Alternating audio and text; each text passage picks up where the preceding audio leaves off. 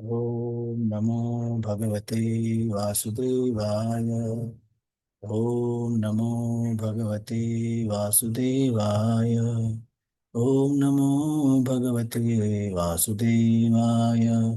नारायणं नमस्कृतं नरं चैव नरोत्तमं देवीं सरस्वतीं व्यासं ततो जायमुदीरये।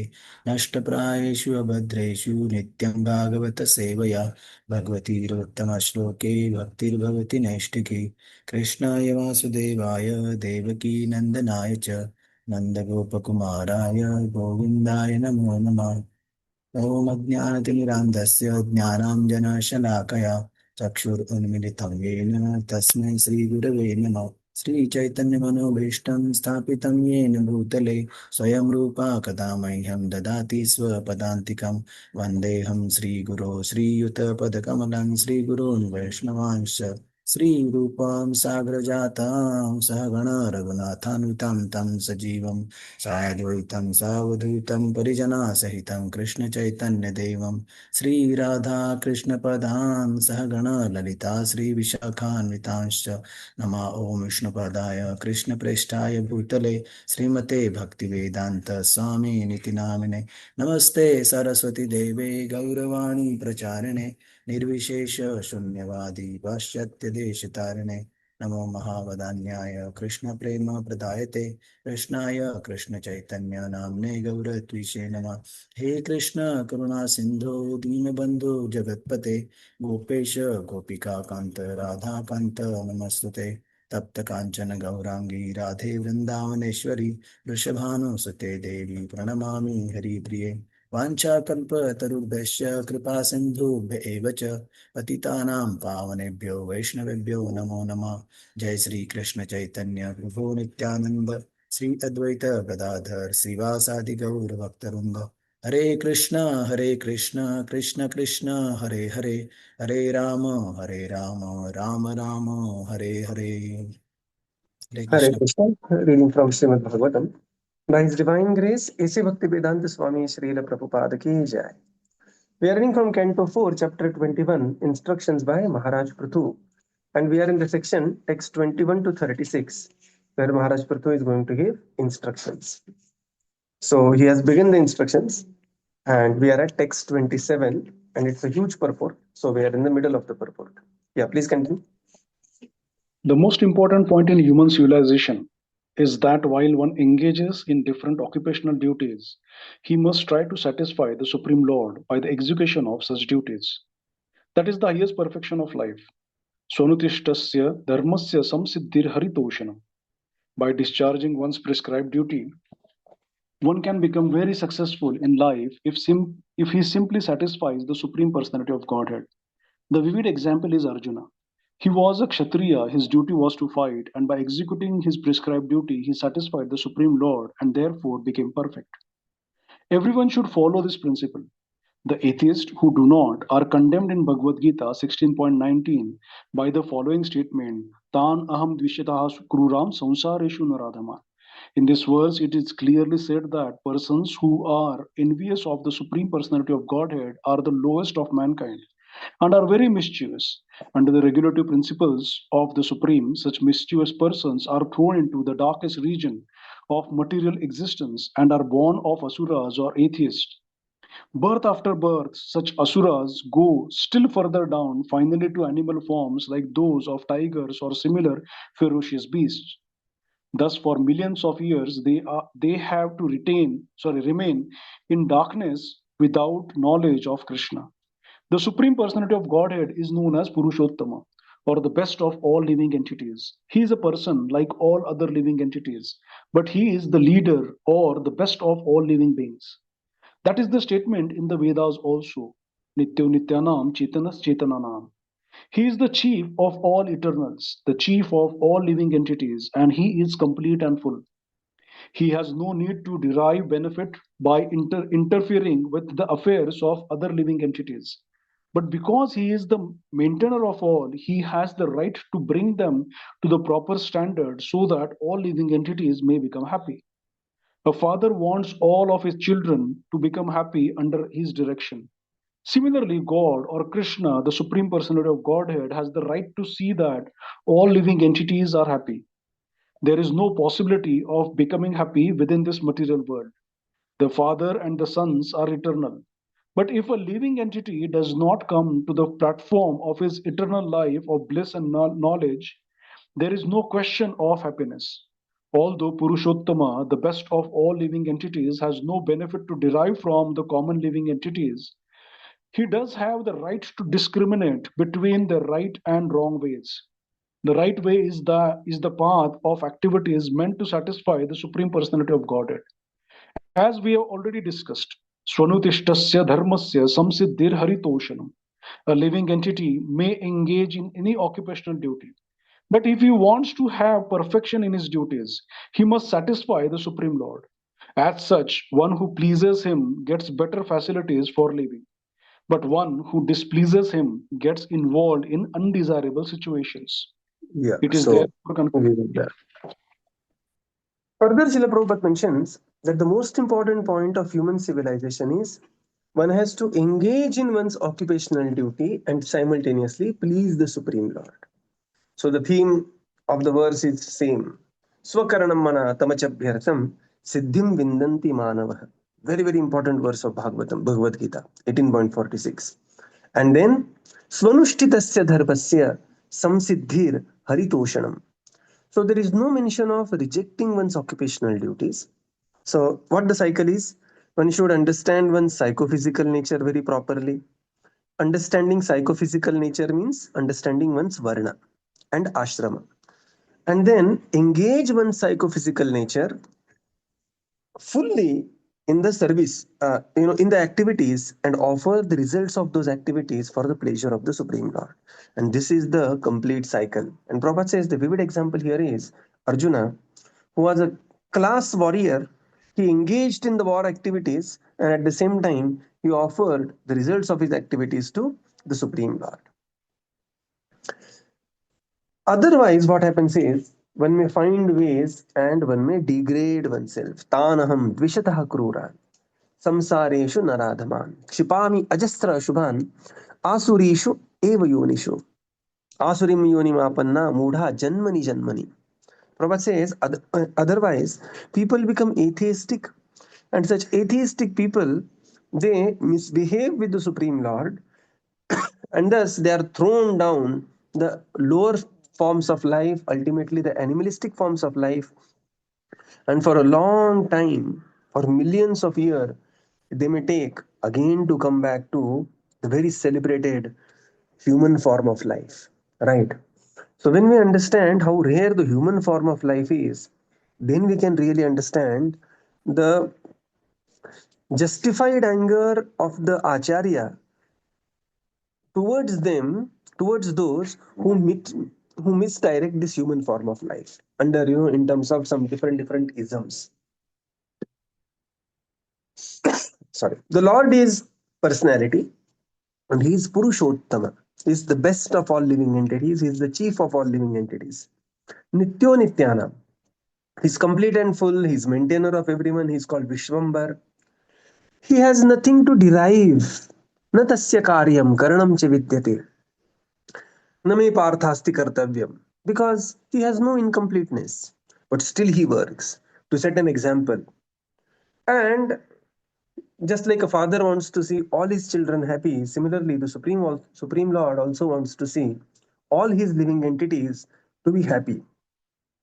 But unfortunately, the living entities are in the material world. And therefore, Lord makes elaborate plan so that the living entities can come back home, back to Godhead. As such, both Son and Father, they are eternal. Somehow the Son has forgotten that he is eternal, but Son and Father both are eternal. Right. And then Prabhupada describes further that, therefore, any occupational duty the living entity may engage, any occupational duty, any means which is not sinful also. This is very important. And any means according to one's psychophysical nature, but it should not be sinful. Right. And then one can have perfection in his duties and thus satisfy the Supreme Lord. As such, One who pleases him gets better facilities for living, but one who displeases him gets involved in the undesirable situations. Right? Yeah, please continue. It is therefore concluded that there are two kinds of duties, mundane duty and duty performed for the sake of yajna or sacrifice. Yajnartha karma. Any karma activity one performs which is not for the purpose of yajna is a cause of bondage. Yajnadartha karmano niyatra loko yam karma bandhanah. Work done as a sacrifice for Vishnu has to be performed. Otherwise, work binds one to this material world. Bhagavad Gita 3.9. Karma bandhana or the bondage of karma is administered under the regulations of the stringent laws of material nature. Material existence is a struggle to conquer the impediments put forth by material nature. The asuras are always fighting to overcome these impediments, and by the illusory power of material nature, the foolish living entities work very hard within this material world and take this to be happiness. This is called Maya. In that hard struggle for existence, they deny the existence of the supreme authority, Purushottam, the supreme personality of Godhead. In order to regulate the activities of the living entities, God has given us courts, just as a king gives courts of law in a state, and whoever breaks the law is punished. Similarly, the Lord has given the infallible knowledge of the Vedas, which are not contaminated by the four defects of human life, namely the tendency to commit mistakes, to be illusioned, to cheat, and to have imperfect senses.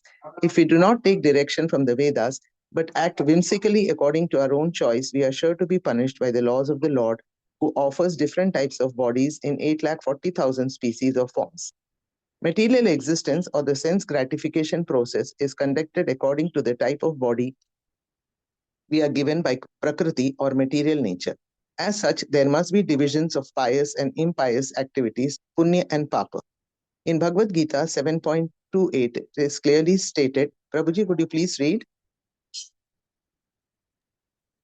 Yeah.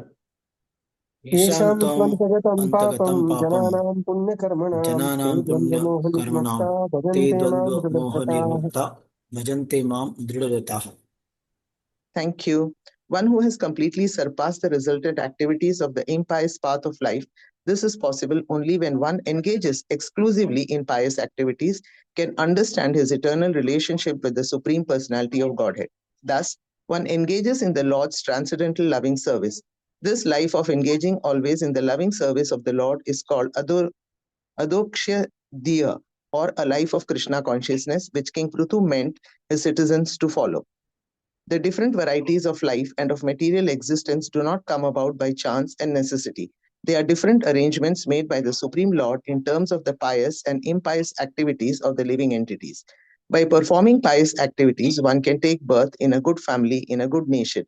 One can get a beautiful body, or one can become very well educated or very rich.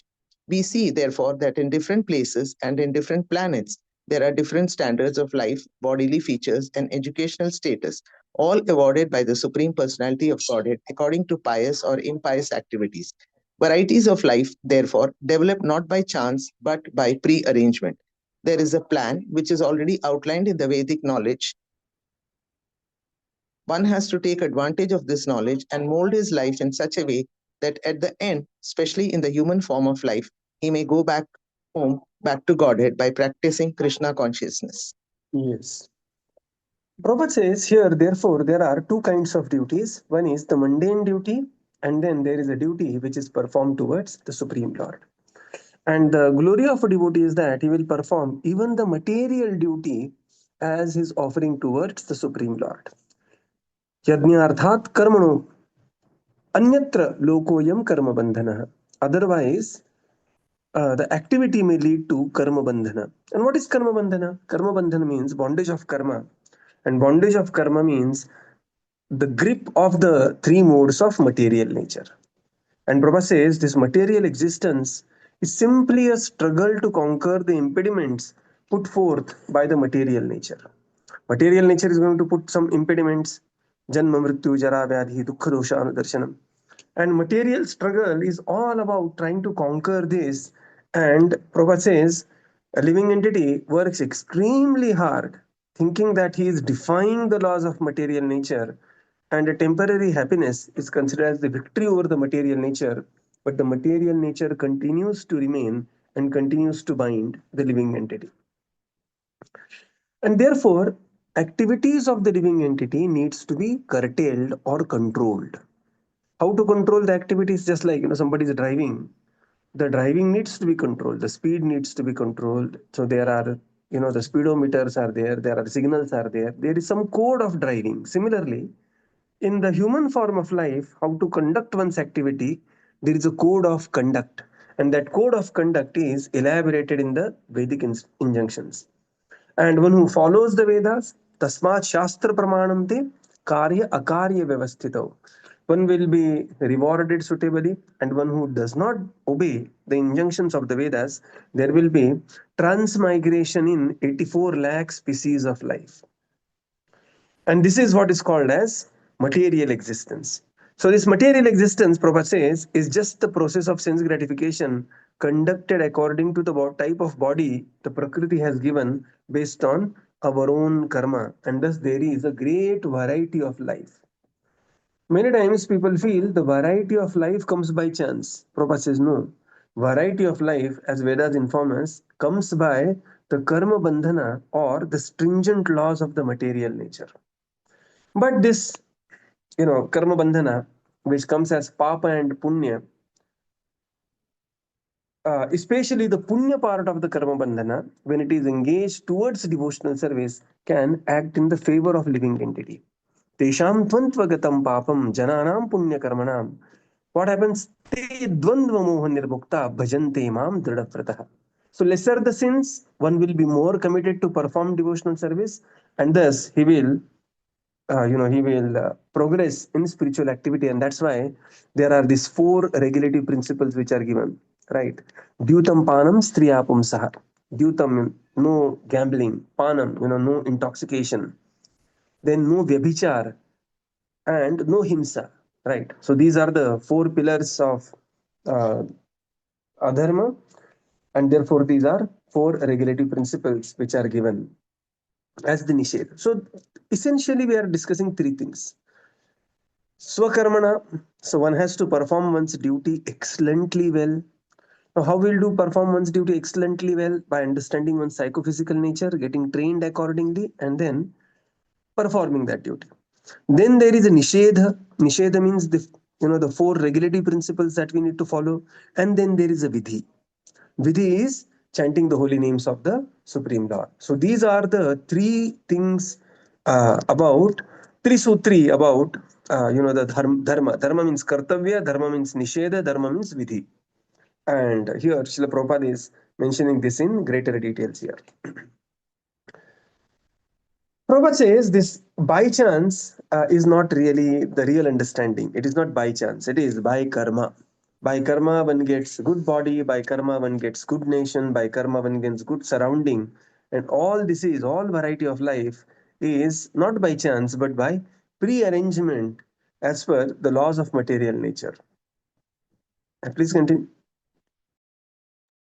The theory of chance can be best explained in the Vedic literature by the words Agyata Sukruti, which refers to pious activities performed without the actor's knowledge. But these are also planned. For example, Krishna comes like an ordinary human being. He comes as a devotee like Lord Chaitanya, or he sends his representative or the spiritual master or pure devotee. This is also the planned activity of the Supreme Personality of Godhead. They come to canvass and educate, and thus a person in the illusionary energy of the Supreme Lord gets a chance to mix with them, talk with them, and take lessons from them. And somehow or other, if a conditioned soul surrenders to such personalities by intimate association with them, chances to become Krishna conscious, he is saved from the material conditions of life. Krishna therefore instructs, Sarva dharman parityajya mamekam sharanam vraja. Aham tvam sarva papebhyo moksha ishyami ma sucha. Abandon all varieties of religion and just surrender unto me. I shall deliver you from all sinful reactions. Do not fear. Bhagavad Gita 18.66. The word sarva papebhya means from all sinful activities. A person who surrenders unto him by utilizing the chance to associate with the pure devotee, spiritual master, or other authorized incarnations of Godhead, like Prithu Maharaj, is saved by Krishna. Then his life becomes successful. Hare Krishna. Yeah. Further, Srila Prabhupada explains this theory of chance. Somebody is too attached to the theory of chance, that can be best explained by Agyat Sukruti. The Sukruti which is performed without the knowledge of the doer. Like there are many activities. And Prabhupada says, therefore, the Supreme Lord and his devotees, right? The Lord comes himself, his representatives come, the spiritual master and the other pure devotees, they come. Why? To canvass the various ways so that Agyat Sukruti can be raised. And there are multiple ways of how the Agyat Sukruti, Bhaktanmukha Sukruti can happen. Like somebody, there is a Jagannath Rath Yatra going on, somebody reluctantly takes darshan of Jagannath Ji. Somebody simply stands while Rath Yatra is going on. There is a dog on the street and he receives some prasadam. Right. Sometimes a living entity may be born like a snake body and he may receive some drops of Ganga water. So all these are Agyat Sukruti, and the Supreme Lord and the devotees work very hard to ensure that the Agyat Sukruti is spread as much as possible. We call it as seed sowing programs. Not in this life, at least somewhere down the line, somebody has touched the Bhagavad Gita, somebody has chanted one round, something, right? So this is called as Agyat Sukruti, and by such association, their journey of becoming Krishna consciousness begins. And therefore, this process of Krishna consciousness is so sublime that the Supreme Lord says, simply surrender all other varieties and just surrender unto me. And that is the ultimate perfection of one's life. By surrendering to such a devotee, by surrendering to the Supreme Lord, by intimate association of a spiritual master, these doors to liberations are wide open. And Srila Prabhupada says, the life becomes successful. So look at the purport. It's a huge purport. Prabhupada writes almost a 6-page purport here. Correct. Text 28-29. मनोदुत्थानपादस्य ध्रुवस्यापि महीपते प्रियव्रतस्य राजर्षेर् अङ्गस्तस्मात्तपु पितुः दृढशा ईदृशानात् अथान्येष अजस्य च भवस्य च प्रह्लादस्य बलिश्चापि कृत्यमस्ति गदाभृता. Translation.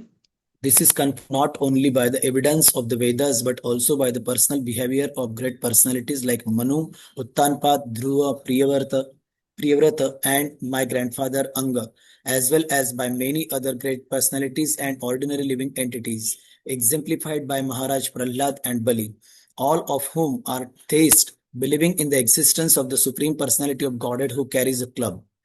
Purport. Narottam Das Thakur states that one has to ascertain the right path for his activities by following in the footsteps of great saintly persons and books of knowledge under the guidance of a spiritual master, Sadhu Shastra Guru Vakya. A saintly person is one who follows the Vedic injunctions, which are the orders of the Supreme Personality of Godhead. The word Guru refers to one who gives proper direction under the authority of the Vedic injunctions and according to the examples of the lives of great personalities. The best way to mold one's life is to follow in the footsteps of the authorized personalities like those mentioned herein by Prithu Maharaj, beginning with Swayambhuva Manu.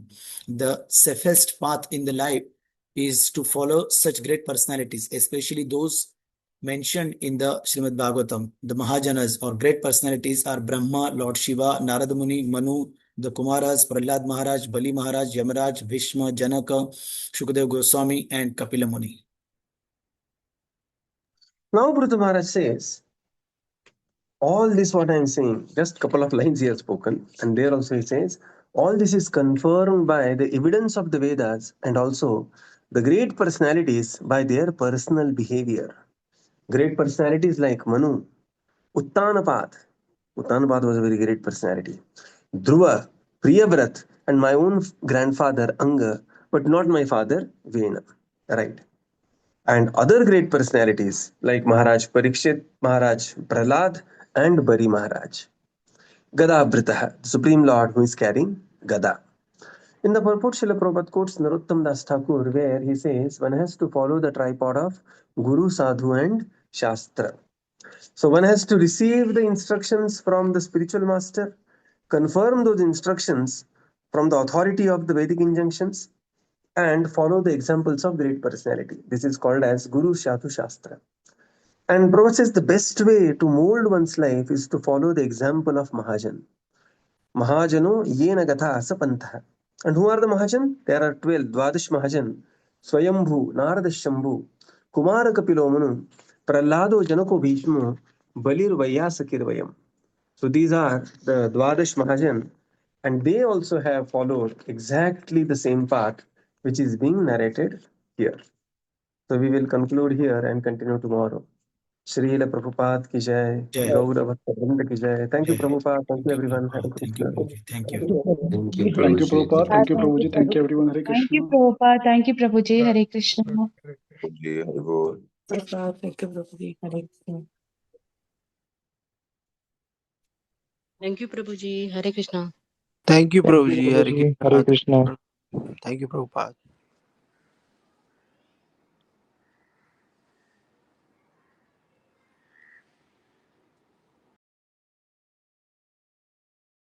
Thank you, Prabhu. Hare Krishna. Ram.